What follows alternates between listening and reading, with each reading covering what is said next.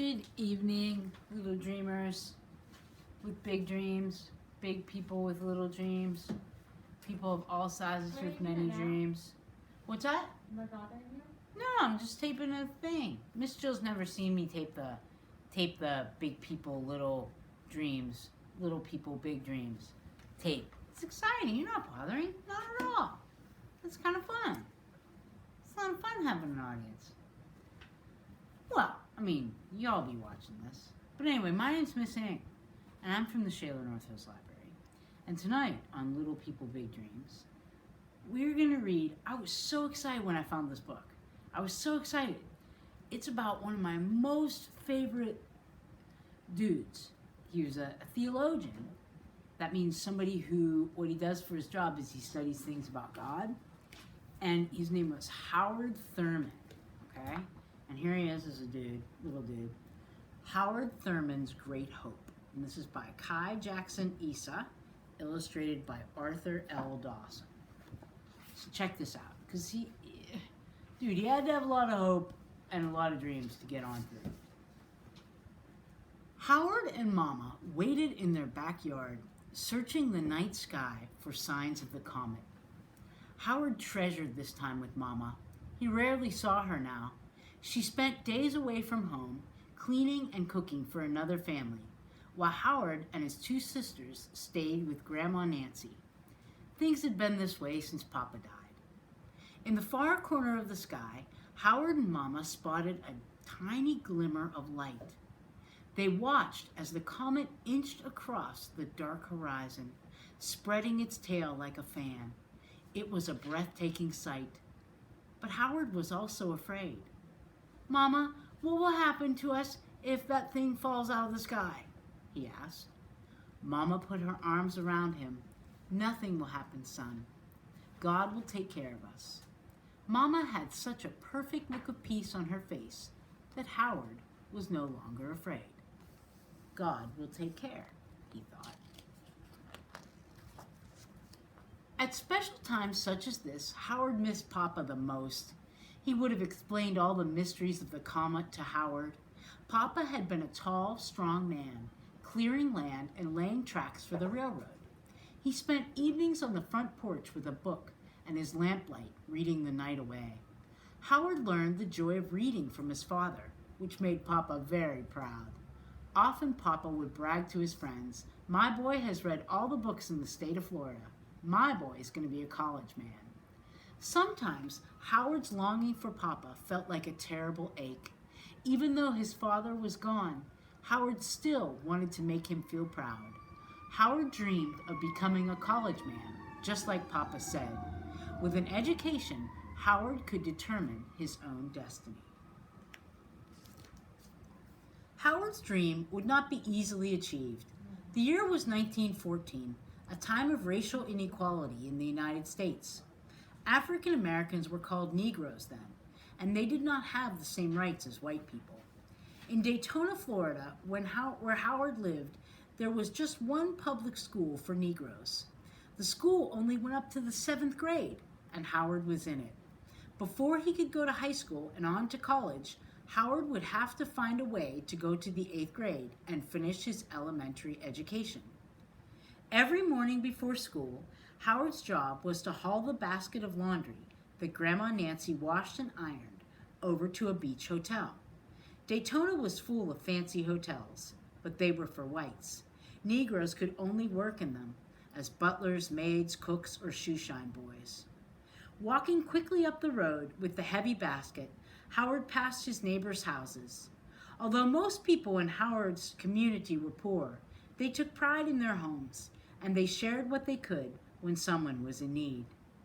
When Papa had died, many neighbors had come to visit the family, bringing them money and food. After walking for almost an hour, Howard finally saw the beach in the distance. Ignoring the ache in his shoulders, he ran the rest of the way to the hotel. Howard was the best student in his class, and he hated to miss even 1 minute of school. Most days he arrived at the tiny schoolhouse just before Principal R.H. rang the morning bell. From the first bell to the last, each day Howard spent at school was magical. With every new idea he learned, the world opened wider. Howard loved, finding solutions to problems and the way each bit of knowledge fit together like a never-ending puzzle. After school let out, Howard returned to the hotel to pick up the dirty laundry and carry it home. As Grandma Nancy began the washing, Howard told her everything he learned that day. Listening to her grandson talk about his school day, Grandma Nancy's face would light up. Like others who had grown up in slavery, Grandma Nancy had never gone to school or learned to read or write. But she believed that education was power. With an education, Howard wouldn't have to work in a hotel. He could become a teacher, a minister, a doctor, or a businessman. He could become a leader of his people. Each night after Howard was asleep and she'd finished the washing, Grandma Nancy prayed for a way for Howard to continue his education. Make a way, Lord, dear, make a way. One morning when Howard arrived at school, Principal R.H. greeted him.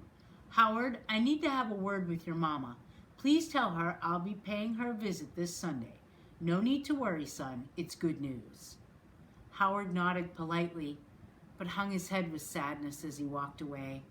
He was sure that Principal R.H. was going to tell Mama that he'd found a job for Howard after he finished the 7th grade. A job after 7th grade was not good news at all. Not for Howard. Howard wanted to keep going to school. Mama was off from work on Sunday and home with her family. After church, they sat down for the special Sunday supper Mama had made. Stewed chicken with peppers and rice, peas from the garden, and lemon pie. Howard wished every day could be like this. Just as they were about to begin eating, there was a knock at the door. It was Principal R.H., and Mama and Grandma Nancy invited him inside. Howard's heart beat with dread.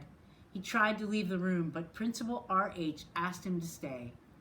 This boy's gifts and talents with those, it would be a crime for him to stop his education now, Principal R.H. told Mama and Grandma Nancy. He must continue. I have decided that next year I will teach him the 8th grade myself. Howard stared in disbelief. Then he jumped for joy and hugged Principal R.H. Mama and Grandma Nancy shouted their praise and gratitude. Thank you, Lord. God had made a way. In 8th grade, Howard worked harder than he ever had in his life. Principal R.H. expected nothing less than the best from his student. Grammar and history were easy for Howard, but he struggled with arithmetic and agriculture. Principal R.H. was stern. Some days he did not allow Howard to sit until he could recite his lessons perfectly. Still, Howard was determined not to give up.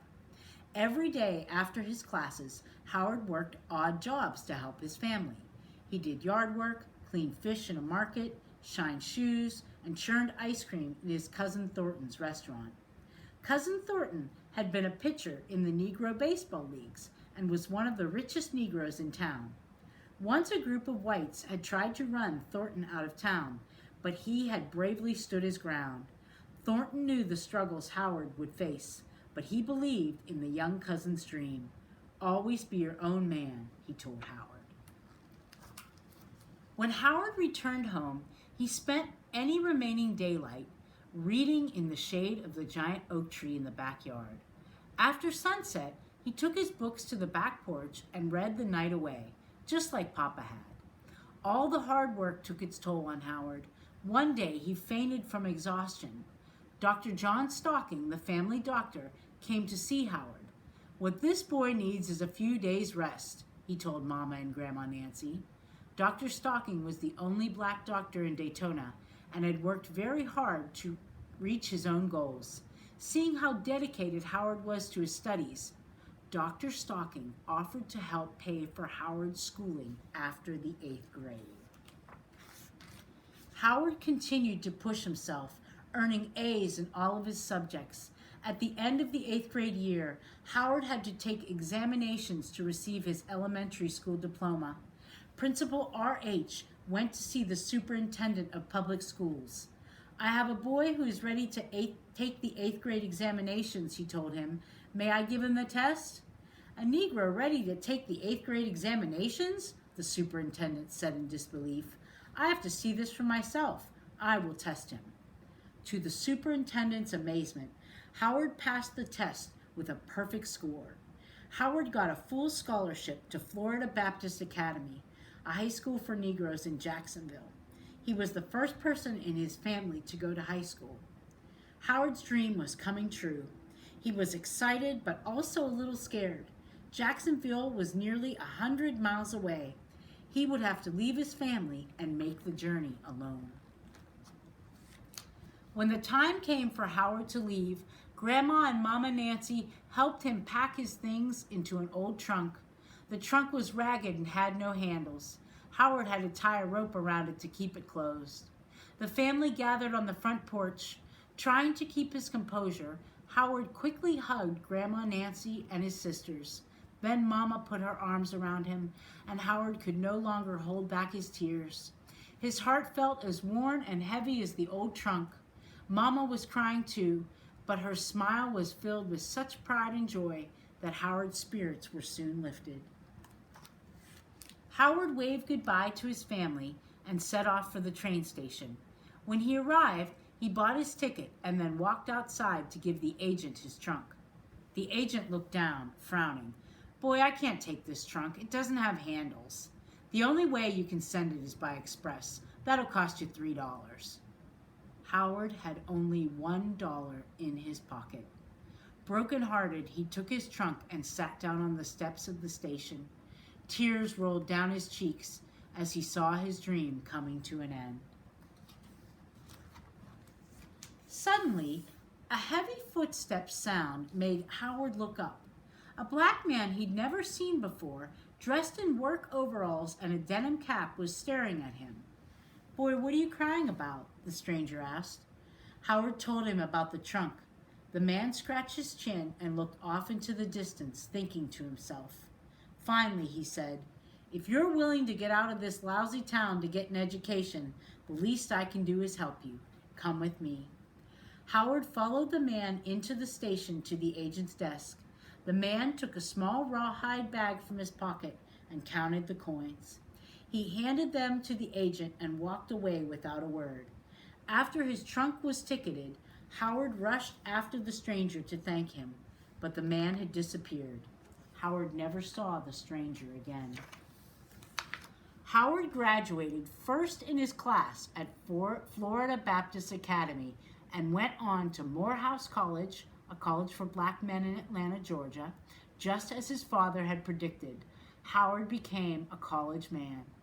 While at Morehouse, Howard studied economics and read all of the books in the library. He also decided to devote his life to the ministry. After graduating at the top of his class, Howard went to Rochester Theological Seminary, a school that accepted very few Negroes. Again, he graduated first in his class. The Reverend Howard Thurman became one of America's greatest preachers and spiritual leaders. He was a crusader for peace and unity among all people. Wherever he went, his powerful words inspired many people, black and white, to work together to achieve equality and end human suffering. Throughout his life, Howard remembered the people who had believed in him as a boy and helped him along the way. His mother and father, Grandma Nancy, Principal R.H., Cousin Thornton, and Dr. Stocking. Howard especially remembered how his dream of furthering his education had been rescued by a stranger at a railroad station who appeared and disappeared with the same mystery and wonder as the comet in the night sky. Howard never forgot the kindness of a stranger or the power of a dream. And here's a quote from Dr. Thurman. For a dream is the bearer of a new possibility, the enlarged horizon, the greatest hope. And dude, he's written some really good stuff. I remember we had to read it in school. Good stuff. And this guy, what I loved about this one is that, well, what I hate about it is that people, and still today, people who are of different races or maybe a different or the different gender. You know, sometimes it's a lot of times it's much harder for people because of who they are, and it shouldn't be that way. And Howard had to work twice as hard to get where he wanted to be. So that's what I loved about how he worked, but I hated that he had to work twice as hard as other people. The other thing that I think is really cool about this story is it does talk about him having the dream, and his dad's dream, and his grandma Nancy's dream, and his mom's dream, and coming true through hard work and help. And then the other thing was the kindness of that stranger, that dude who didn't even know this little dude, you know? And he was like, dude, I can help out. I mean, and he just helped him. And I thought that was really cool. So all those people, when we all work together and do these crazy things, dreams can come true. Because dreams can't come true on your own, man. I mean, think about all the people who helped Howard with this, you know? Well, anyway, I'm going on. But this is the story of Howard Thurman, Howard's Great Hope. And thank you, my friends. Kiss your beautiful brain. Kiss your loving heart. And look in the mirror and say, hey, good looking. Because you're all good looking, just the way you are. Thank you. See you tomorrow.